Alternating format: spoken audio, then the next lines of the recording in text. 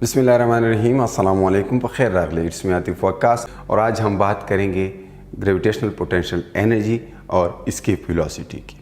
Dear students, last time मैंने आपको बताया था कि ग्रेविटेशनल पोटेंशियल एनर्जी जो है वो दो तरह की हो सकती है, ग्रेविटेशनल पोटेंशियल एनर्जी, और इसमें एक तो है रिलेटिव और दूसरी है एब्सोल्यूट। तो रिलेटिव पोटेंशियल एनर्जी को थ्रू आउट हमने प्रीवियस लेक्चर्स में रेगुलरली डिस्कस किया, दैट इज़ MGH।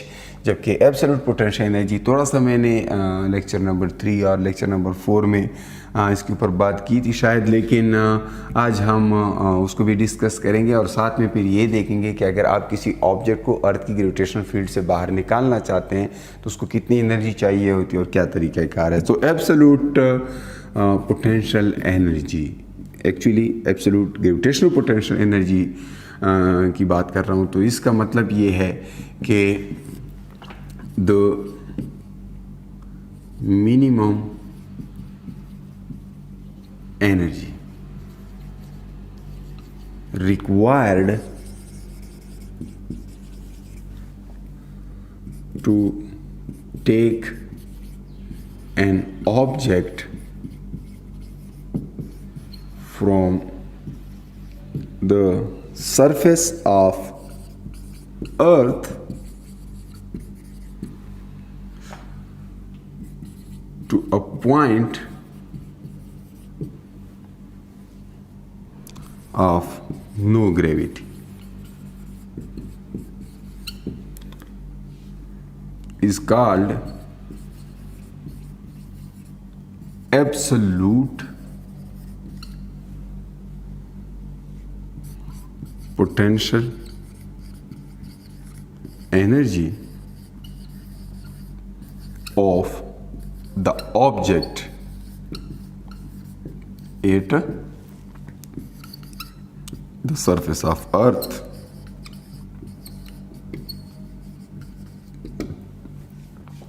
यानी किसी ऑब्जेक्ट को अर्थ की ग्रेविटेशन फील्ड से बाहर निकालना है। कहाँ से उठा के? अर्थ की सरफेस से उठा के। फॉर एग्जांपल ये अर्थ है, इसकी सरफेस पे कोई ऑब्जेक्ट पड़ा हुआ है, इसको आप इस सरफेस से उठाकर किसी ऐसे पॉइंट पे ले जाते हैं जहाँ पर ग्रेविटी ज़ीरो होती है। और चूँकि आप जानते हैं कि ग्रेविटेशनल फील्ड जो है वो इन्वर्स स्क्वायर लॉ को ओबे करती है आउटसाइड द अर्थ। अगर आप इसको चेक करें तो इट इज़ 1/r²। तो r की ऐसी कौन सी वैल्यू मैं पुट करूं कि जिससे g 0 आए? यकीनन आप जानते हैं कि ऐसी कोई वैल्यू r की हमारे पास नहीं है कि जिसके लिए g 0 आ जाए। तो लॉन्ग रेंज फोर्स और लॉन्ग रेंज फील्ड्स जो हैं वो इन्फिनिटी पे कहीं जाके ज़ीरो हो सकते हैं। तो जहाँ पर g 0 है उस पॉइंट को मैं कंसीडर करूँगा कि वो इतना दूर है कि सेंटर से इनफाइनाइट डिस्टेंस के ऊपर पड़ा हुआ है। थियोरेटिकली हम इस तरह लिखेंगे। प्रैक्टिकली अगर चेक किया जाए, एक्सपेरिमेंटली देखा जाए, तो फिर ऐसे पॉइंट्स मौजूद हैं अर्थ से एक डिस्टेंस पे जहाँ पर अर्थ इफ़ेक्टिवली ऑब्जेक्ट के ऊपर कोई फोर्स नहीं लगा रहा होता, मतलब इतनी कम लगा रहा होता है कि उसको कंसीडर ही नहीं किया जाता। तो बहरहाल थियोरेटिकली हम ये देखेंगे कि g को 0 लेने का मतलब है r इन्फिनिटी हो जाए। तो ज़ाहिर है इसमें एक प्रोसीजर करना पड़ता है, और ये हम कैलकुलेट कैसे करेंगे कि कितनी एनर्जी इसको वहाँ तक ले जाने के लिए चाहिए होगी। तो उसके लिए हमें वर्क डन कैलकुलेट करना पड़ता है। इस ऑब्जेक्ट को इस पॉइंट से लेकर इस पॉइंट तक ले जाने का जो वर्क होगा, लेकिन ये वर्क इस तरह होगा कि वो ऑब्जेक्ट थ्रू आउट इक्विलिब्रियम में रहे अगर उसको आप ऊपर ले जाते हैं। अब मसला ये है कि अगर मैं इस ऑब्जेक्ट को डायरेक्ट यहाँ से उठाकर यहाँ पे ले जाऊँ तो इस दौरान मुख्तलिफ लेवल्स आ सकते हैं, हाइट की मुख्तलिफ वैल्यूज़ होंगी, आर की मुख्तलिफ वैल्यूज़ होंगी, और थ्रू आउट फिर वो फोर्स कांस्टेंट नहीं रहेगी, क्योंकि वो फोर्स जो है यहाँ पर जो फोर्स लगेगी ग्रेविटेशनल फोर्स है, मैं यहाँ पे लिख लूँ that is g capital times mass of earth, capital M से मैं शो कर रहा हूँ, multiplied with mass of the object. Object का मास मैं स्मॉल m से शो कर रहा हूँ, and that divided by r square. Now r जो है वो सेंटर से उस पॉइंट तक का डिस्टेंस है जहाँ पर ऑब्जेक्ट है। अब ऑब्जेक्ट अगर यहाँ पे है तो उसका r जो है कैपिटल R यानी रेडियस ऑफ अर्थ जितना है, लेकिन अगर मैं उसको ऊपर उठाता हूँ तो R चेंज होता है। जब R चेंज होता है तो फोर्स चेंज होता है। तो इसका तरीका ये होता है कि हम उस पूरी पाथ को छोटे छोटे पेचेस में डिवाइड कर देते हैं, और बजाय ये टोटल वर्क कैलकुलेट करने के, यकमुश्त कैलकुलेट करने के लिए, इकट्ठा फाइंड करने के की बजाय हम क्या कर लेते हैं, उन छोटे छोटे पेचेस के लिए वर्क कैलकुलेट कर लेते हैं और फिर उन सारे वर्क्स को, चूँकि वर्क एक स्केलर क्वांटिटी है, उनको आपस में ऐड कर देते हैं और हमें टोटल वर्क मालूम पड़ जाता है। और उस टोटल वर्क को फिर हम मान लेते हैं कि जी यहाँ से यहाँ तक ले जाने में टोटल जो वर्क हुआ है यही असल में उस ऑब्जेक्ट की बाइंडिंग या पोटेंशियल एनर्जी थी जिसके साथ वो अर्थ के साथ कैद था। ठीक है, तो बहरहाल ये वो मिनिमम एनर्जी है जिससे अगर आप किसी ऑब्जेक्ट को प्रोवाइड कर दें तो वो अर्थ की ग्रेविटेशन फील्ड से निकल जाए, या the work done in order to take an object from the surface of earth to a point of zero gravity। तो ये दोनों इसकी डिफिनीशन हो सकती हैं। तो सादा अल्फाज में मैं ये कह सकता हूँ कि ये वो एनर्जी है कि जिस एनर्जी के साथ अर्थ ने उस ऑब्जेक्ट को अपनी ग्रेविटेशनल फील्ड में कैद कर रखा है। अब अगर मुझे ये एनर्जी मालूम हो जाए, अगर मैं ये सारी एनालिसिस करूँ तो फाइनल रिज़ल्ट मैं यहाँ पे लिखूँगा, क्योंकि हम एंट्री टेस्ट के लिए इसको स्टडी कर रहे हैं तो मैं डिराइवेशंस वगैरह में नहीं जाऊंगा, लेकिन वो भी ऑलरेडी मैंने अपने पेज पे, अपने चैनल पे शेयर किया हुआ है कि किस तरीके से एब्सोल्यूट ग्रेविटेशनल पोटेंशियल का फार्मूला डिराइव किया जाता है। तो वो मैं फाइनल फार्मूला लिख लेता हूँ, U for absolute potential energy and that equals G times capital M times small m divided by R। मैंने सिर्फ R लिखा, और चूँकि ये एनर्जी है, फोर्स में नीचे R स्क्वायर होता है, जबकि ये पोटेंशियल एनर्जी है। कौन सी पोटेंशियल एनर्जी? जो इस ऑब्जेक्ट की एब्सोल्यूट पोटेंशियल एनर्जी है। कहाँ पर? किसी पॉइंट पे जो कि सेंटर से R डिस्टेंस के ऊपर पड़ा हुआ है। अब अगर आप चाहते हैं कि ऑब्जेक्ट सरफेस ऑफ अर्थ पे पड़ा है तो स्मॉल r की जगह हम कैपिटल R लिख सकते हैं। सरफेस ऑफ अर्थ पे ये हो जाएगा G times capital M times small m divided by capital R, that is for radius of earth. Now if I want to eject the object from surface of earth, मैं उसको escape velocity देना चाहूँ। escape velocity वो velocity होती है, escape velocity that is इसको मैं थोड़ा सा सही लिख लूँ। escape velocity is the minimum velocity which is required by a projectile। किसी प्रोजेक्टाइल के लिए जो ज़रूरी होती है in order to get out of the gravitational field of earth। अगर किसी ऑब्जेक्ट को आप ये वेलोसिटी प्रोवाइड कर दें, एस्केप वेलोसिटी, तो वो अर्थ की ग्रेविटेशन फील्ड से बाहर निकल जाएगा।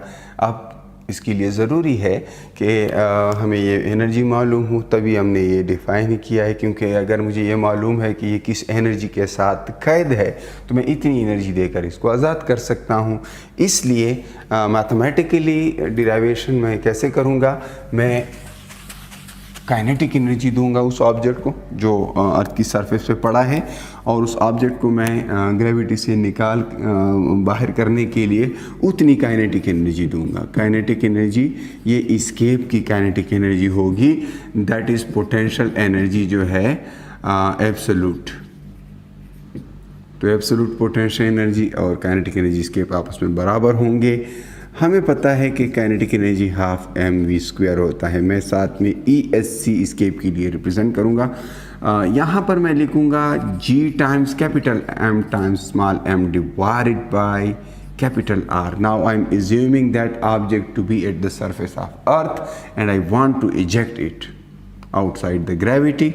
Now V escape square that equals G times M. ये स्मॉल m दोनों साइड पे है तो इसको तो कैंसिल किया जा सकता है। 2 उधर जाएगा, मल्टीप्लाई होगा, डिनोमिनेटर में R है तो आपके पास V escape के लिए एक फार्मूला आ जाता है 2 capital G capital M divided by R. That is the formula for escape velocity.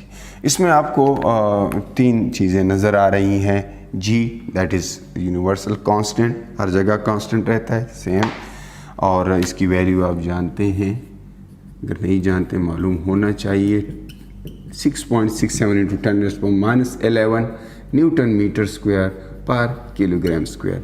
ये कैपिटल G है।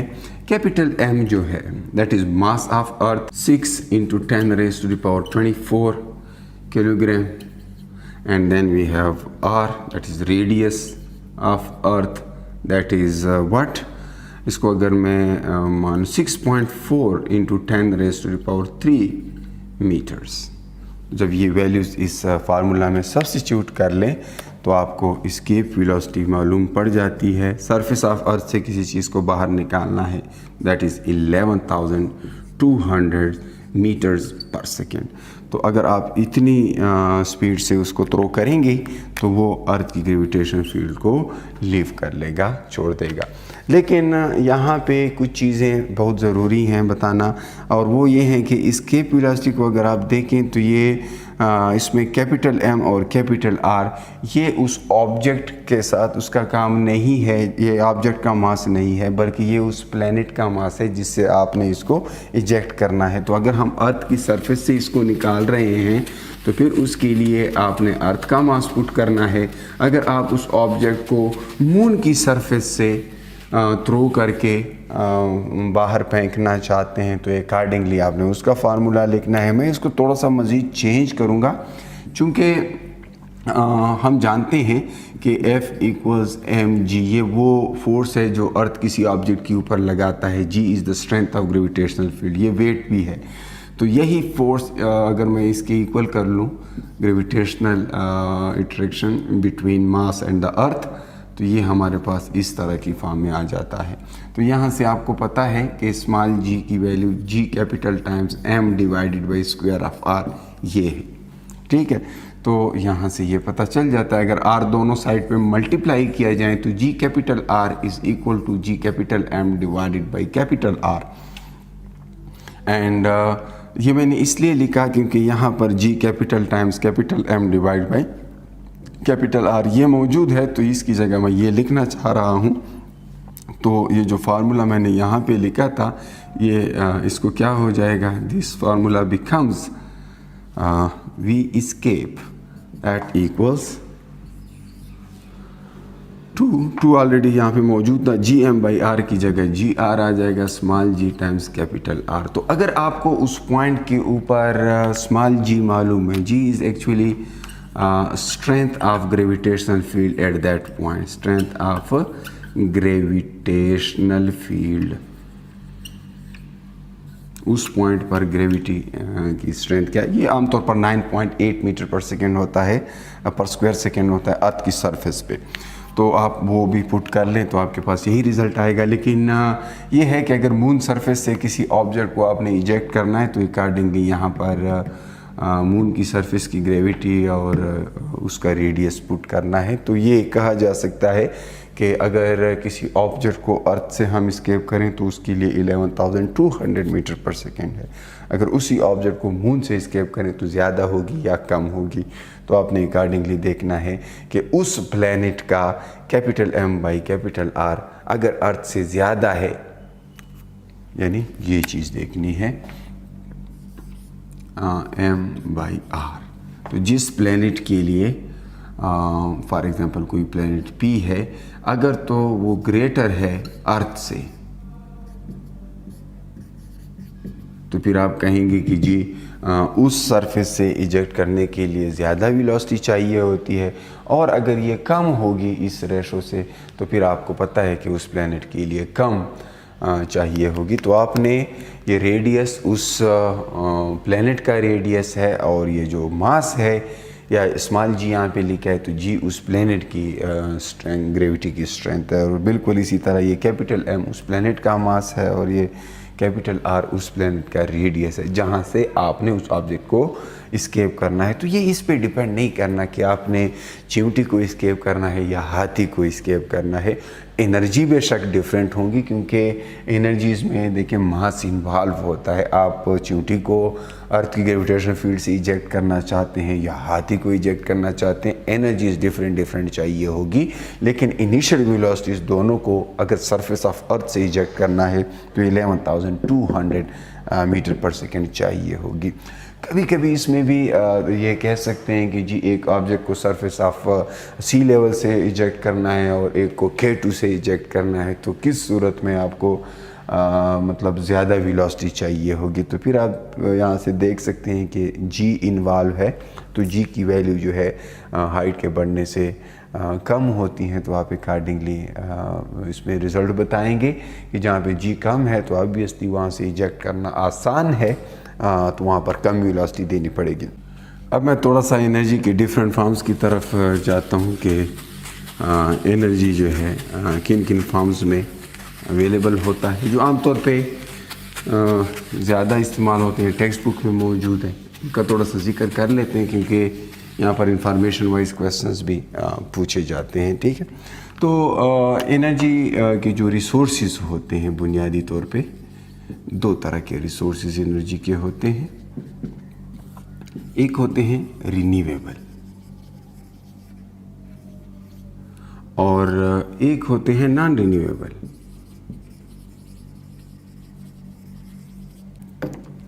सो रिन्यूएबल एनर्जी के अंदर जो है वो फिर इसमें एनर्जी फ्रॉम बायोमास,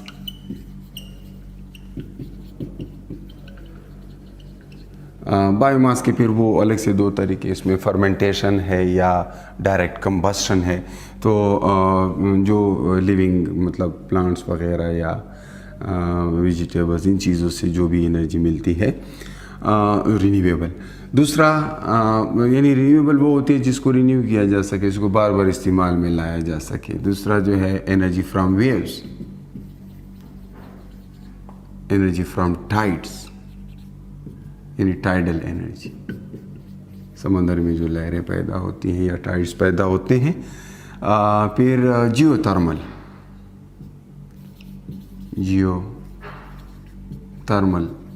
एनर्जी, अर्थ के अंदर की जो हीट है उसको हम यूज़ करते हैं मुख्तलिफ़ पर्पसेस के लिए, तो ये रिन्यूएबल है, ये ख़त्म नहीं होती। ठीक है, फिर हाइडल पावर जो है हाइडल एनर्जी, वाटर से रिलेटेड है, यानी डैम्स होते हैं, वहाँ से ऊपर से पानी गिरता है, उसकी पोटेंशियल एनर्जी काइनेटिक में कन्वर्ट होती है, वो आगे टरबाइंस वगैरह को चलाती है। तो ये भी एक तरह से एनर्जी का रिसोर्स है और ये रिन्यूएबल है। इससे पानी ऊपर से नीचे गिरता है, उससे आगे ये परवाह नहीं है कि कोई इस एनर्जी को इस्तेमाल कर रहा है या नहीं है। So these are renewable energy resources. Now there are non renewable energy resources, और वो जो हम फ्यूल्स कंज्यूम करते हैं, फॉर एग्जांपल इसमें आ जाता है ऑयल हैं, गैसेस हैं और पेट्रोलियम वगैरह सारे आज उसमें आ जाते हैं। तो ये इस तरह की एनर्जी रिसोर्सेज, इसको एक दफ़ा आप इस्तेमाल करें तो दोबारा से इनको रिसाइकिल नहीं किया जा सकता। हाँ, सोलर उसमें याद आ गई है, वो रिन्यूएबल है, सोलर एनर्जी। इस तरह हम कोशिश में हैं कि ज़्यादा से ज़्यादा ऐसे रिसोर्सेज पैदा किए जा सकें जिसको रिसाइकिल करके दोबारा से इस्तेमाल किया जा सकता है। तो क्योंकि ज़ाहिर है एनर्जी रिसोर्सेज जो हैं वो लिमिटेड है और इंसान बढ़ रहे हैं, इंसानों की तरक्की के साथ साथ एनर्जी की कंजम्पशन भी बढ़ रही है। तो हमारी हमेशा से ख्वाहिश है कि हमें ऐसी रिसोर्सेज मिले जिनको बार बार इस्तेमाल किया जा सके। ये कुछ केस, इसमें एक और भी है, कोल भी हो सकता है। अगर आप देखें कोल भी एक एनर्जी का रिसोर्स है, लेकिन ये एक दफ़ा कंज्यूम हो जाए तो दोबारा से इसको रिसाइकल नहीं किया जा सकता। तो ये आपको याद हो, टेक्स्ट बुक देखें केपी की या पंजाब की या कोई भी, वहाँ पर एंड ऑफ चैप्टर में इन सब का जिक्र है। इसको थोड़ा सा रीड कर लें, इंफॉर्मेशन वाइज ये आपको मालूम हो कि भाई यहाँ पर पाकिस्तान में कौन से जो है एनर्जी रिसोर्सेज यूटिलाइज होते हैं, कौन से कितने हैं, एटलीस्ट इंफॉर्मेशन वाइज ये आपको मालूम हो। नेक्स्ट जो है इस चैप्टर के कुछ MCQs का एक लेक्चर मैं करूँगा। इसमें पूरे चैप्टर के हर टॉपिक से एक अदू के MCQs आएंगे और फिर हम 5th चैप्टर पे मूव करेंगे। तब तक के लिए आप अपना बहुत सारा ख्याल रखिए। अल्लाह पामान।